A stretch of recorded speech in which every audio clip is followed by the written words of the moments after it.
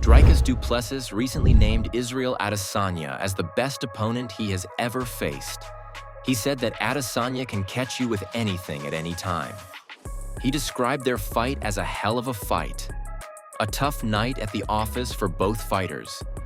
Du Plessis praised Adesanya's striking variety and mental composure before he executed his game plan perfectly in round 4.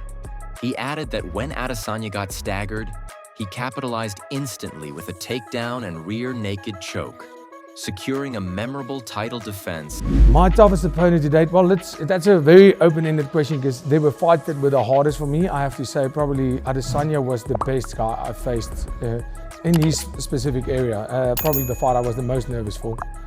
Just in terms of how good he is, he can catch you with anything, anytime. You know, all the time I spent looking up to him and studying him because he was the benchmark. Knowing what he's capable of, I think he is the best guy I've faced, and obviously if you watch that fight, it was one hell of a fight. It was a tough night at the office for both of us.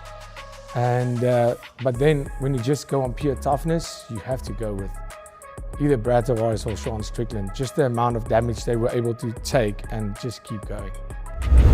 Khamzat Chimaev has also recently shared a video of himself in training for the Dricus du Plessis fight, and he's looking sharp, powerful, and extremely dangerous. The footage shows Khamzat moving with intensity and focus, showing no signs of slowing down or holding back. This is a great sign for fans who were worried about another withdrawal due to illness or injury. From what we're seeing, it looks like he's locked in for this matchup and is taking it seriously.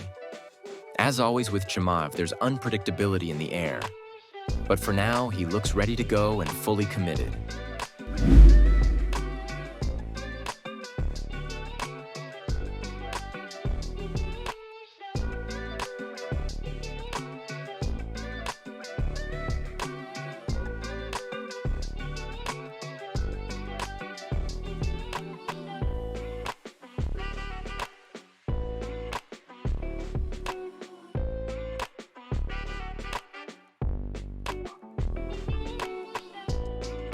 Jon Jones has proclaimed that he wants to be known as the forever champion. He wrote that every morning he wakes up feeling like the champ of the world. He insisted that no one can ever take that feeling away from him. Jon argued that his legacy goes beyond individual titles, and that feeling of being champion remains permanent. Renato Moicano went off on Brendan Schaub, calling his content terrible. He said, "If you think you are dumb, just think about the people who watch Schaub's YouTube show and comedy specials." Moicano declared even he could produce better content than that mess. He stood firm, saying he opted out of UFC antitrust settlement money, and that fans who accuse him of missing out don't understand the game. His words sent shockwaves through fight fans and media circles. The UFC has officially announced a new middleweight matchup for UFC 320 on October 4th, 2025. Abus Magomedov will take on Joe Pyfer on the main card in Las Vegas at T-Mobile Arena. Magomedov is currently ranked 14th, and Pyfer is hoping to break into the rankings after notable performances at UFC 316. This fight helps round out an already stacked event headlined by Ankalaev versus Pereira, 2 and co-headed by Dvalishvili versus Sanhagen. A video recently surfaced showing Israel Adesanya sparring with Alexander Volkanovski at Freestyle MMA Gym. They were drilling together and exchanging knowledge in a friendly, respectful training session. The footage highlights the mutual respect between two former champs and shows how they continue to sharpen their skills outside of fight week routines. Adesanya's most recent fight ended with him losing, and now he probably wants to make a comeback, and who knows, he could sometime in the future challenge Khamzat or DDP, depending on who wins for the middleweight belt.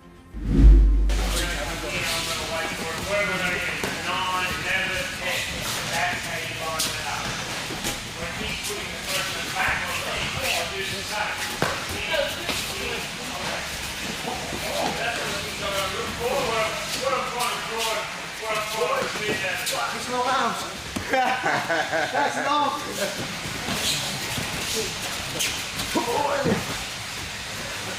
Pull that pressure, Bob.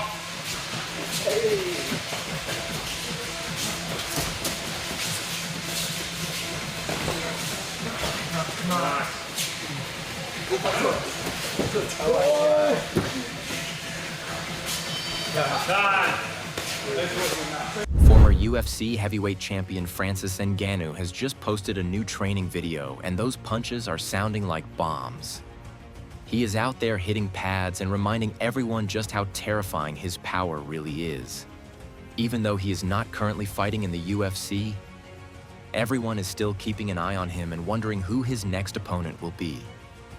There has been talk of a return to MMA after his next boxing fight, and the heavyweight division could look very different if Ngannou decides to come back in the mix.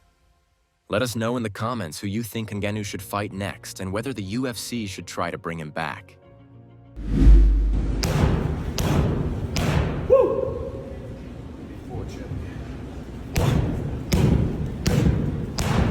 Make sure to like the video and subscribe to the channel. Show me some support on my other socials, all linked down in the description.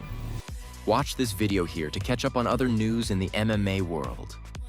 Also drop a comment on your thoughts, or if you have any question, I go through all the comments. See you in the next one, fighter.